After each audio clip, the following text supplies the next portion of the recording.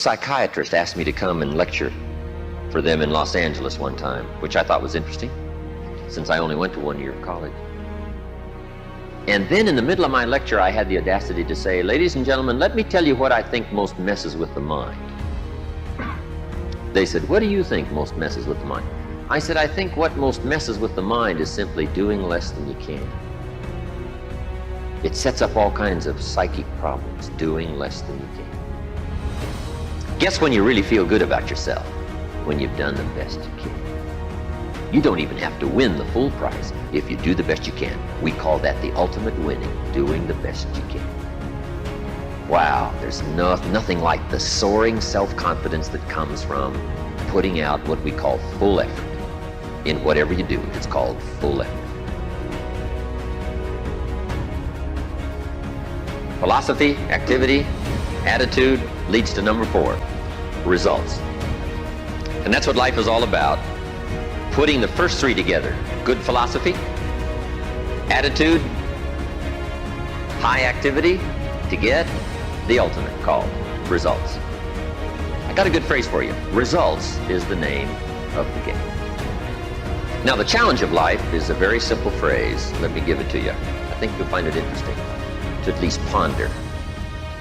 The challenge of life is to make measurable progress in reasonable time. Measurable progress in reasonable time. First, we don't want to be unreasonable with time.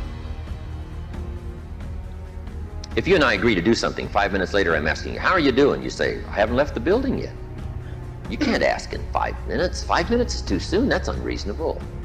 Now, if I don't ask you for 5 years, we call that too late. You can't wait 5 years, and you can't go 5 minutes, right? We all have to learn what is reasonable time to expect somebody to make progress, to grow, to change, to develop.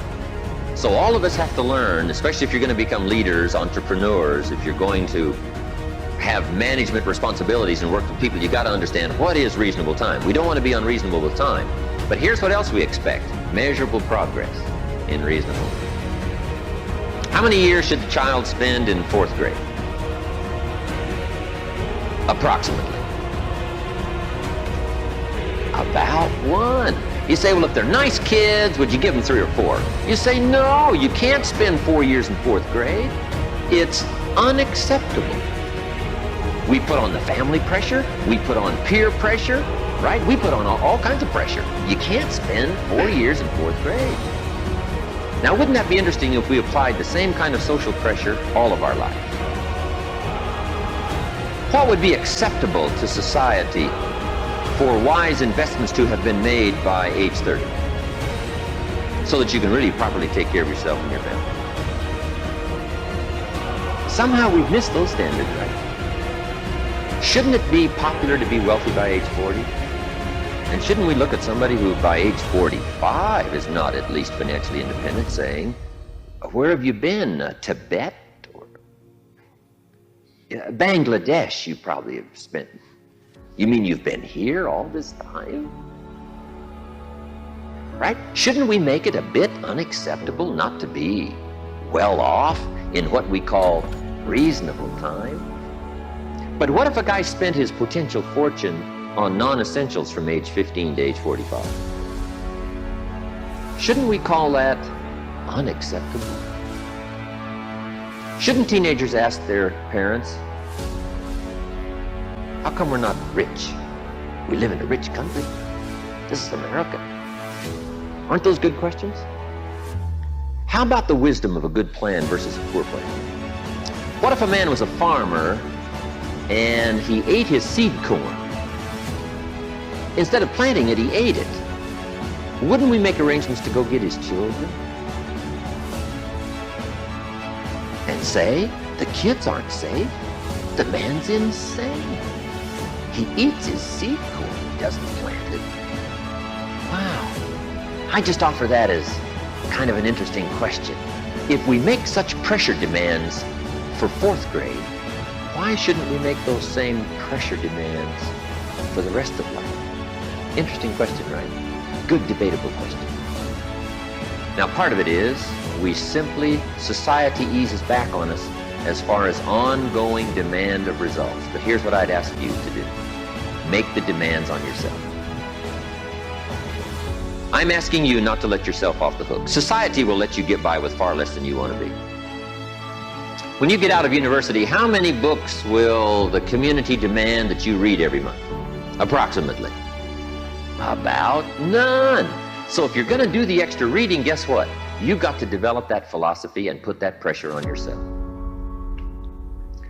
But what I'm asking you to do is take a good look at results. Now, another reason why we look at results at age 25, results at age 30 on a wide variety of things, health and wealth and culture and sophistication and lifestyle and uniqueness. We keep checking all those results. Here's why.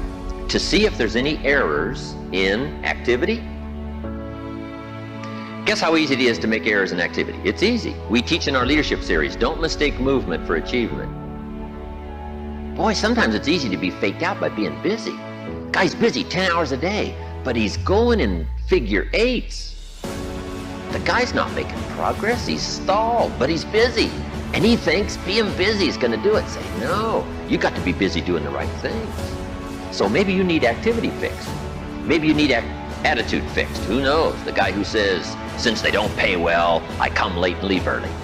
We say, John, that's going to affect you all your life. And you've probably got the results to show it. Or maybe we need a correction of philosophy. That's why we check results. Now here's the last piece in the life puzzle. It's called lifestyle. Lifestyle is simply how you choose to live. We call lifestyle the genius of living well. Now here's what's exciting about lifestyle. As a subject of one of the major pieces of the life puzzle, all of us can choose, especially in this country, all of us can choose how we wish to live. Guess what you can get from your money? Joy or animosity. However you wish to live. A father takes a $10 bill and wads it up and throws it at his son and says, if you need the darn stuff that bad, take it. We call it money without style. The father's got the money, but he doesn't have the style. He studied economics, but he didn't study happiness. So let me give you the phrase. Happiness is an art, not an accident. Some people have figured out things economically, but they haven't figured out lifestyle to live well. Culture is a study. It's not an amount. Somebody says, if you have an amount of money, you'll be cultured. And the answer is no. Cultured is a study. Culture is a refinement of the mind.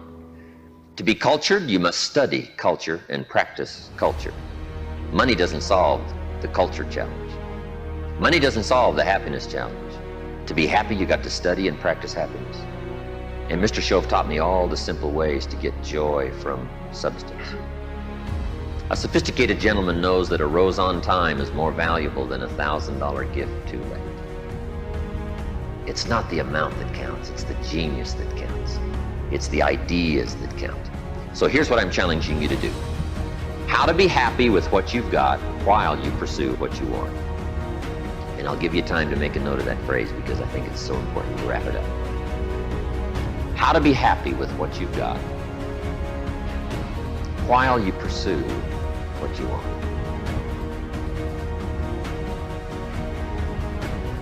So I would challenge you in the last piece of the life puzzle, find ways to live uniquely.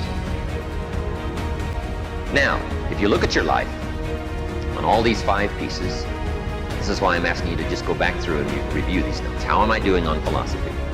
Are there some things I don't know? Am I making some errors in judgment that's going to bring me to no good end, right? 3 years from now, 5 years from now. Key phrase, 10 years from now, you will arrive. The question is, where? Good question, where? And the follow-up is, now's the time to fix the next 10 years. Now's the time to fix the next 10 years. And hopefully, with the discussion of these 5 subjects, we've given you some viewpoints at least from my experience. And hopefully I've done a little coaching here today, and you can take these subjects and debate them and talk about them and think about them, and they'll help you with life in the future.